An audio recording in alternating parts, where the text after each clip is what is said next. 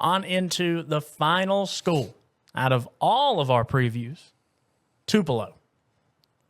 The Wave, them blankets, Cody. Got them at 7-4. Again, 2-2 in this division. They're going to play Madison Central on October the 11th, and that is big because I believe Tupelo beat Madison Central during the regular season last year and then lost to them in the playoffs. Second round is when they lost. And this Tupelo team is a team you and I saw a couple times last year. Couple times, but they beat Starkville at home, I believe. Like a drum. And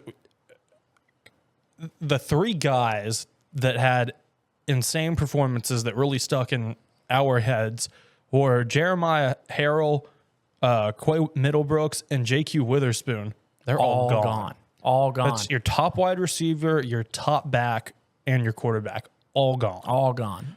But the thing is, though, and I will always say this about that, any good Tupelo team, as good as their offense is and can be, they've got a better defense. And they did last year. The defense is what carried that Tupelo team last year, despite having some explosivity on the offensive side. And I think that's what carries them through this year. Yeah, and you mentioned it. I think that Starkville game, I think Starkville might have only put up 12 points. It wasn't much. I mean, Tupelo bottled them up. Yeah, it was not pretty by any means. The defense got out there, and then the offense got on the field, and I mean, it really looked like you were playing a video game out there. And granted, Jeremiah Harrell, props to him. I hope he's playing college ball somewhere right now because he deserves it. That night, he played the quarterback position twice as good as Trey Petty did. And that's saying something because Trey Petty is a Division I quarterback. He did. Yeah, you're absolutely right. I mean,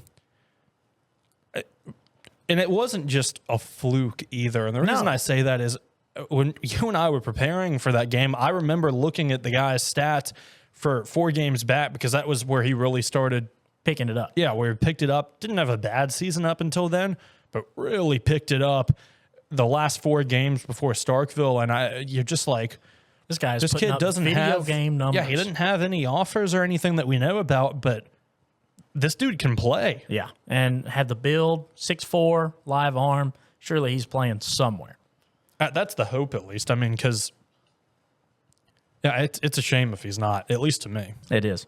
Give me your 7A state champ pick. I have no idea. And this is including from the South. I'm going to Madison Central. I'm not going to pick any in our division. I don't think anybody out of the North wins it again because Oak Grove returns a lot.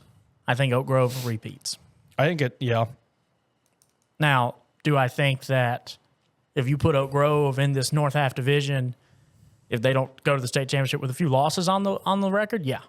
Yeah, because anybody can beat anybody in that division on any Friday night. No, I agree. They're a great team, but like you said, our coverage area, these teams we just went over, they're just going to beat up on each other, just like you said. It's tough when you beat up on each other like that. When both teams are so good, it also results in injuries, which is something you have to take into account when you go to playoffs or whatever it may be. So, and we can't predict that. We don't know who is going to get hurt, who's not going to get hurt. Hopefully nobody gets hurt. Hopefully nobody. It happens. And so you have to take that into account and where a team sits come the postseason. Yeah, absolutely.